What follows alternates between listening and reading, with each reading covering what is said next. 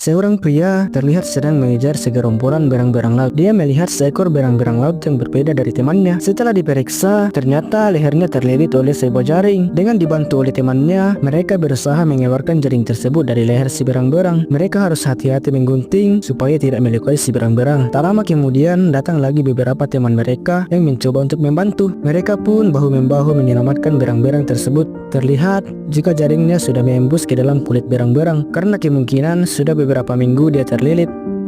Setelah melewati beberapa perjuangan, akhirnya jaring tersebut bisa dikeluarkan juga. Mereka pun kembali melepas berang-berang tersebut ke laut untuk bersama dengan keluarganya lagi.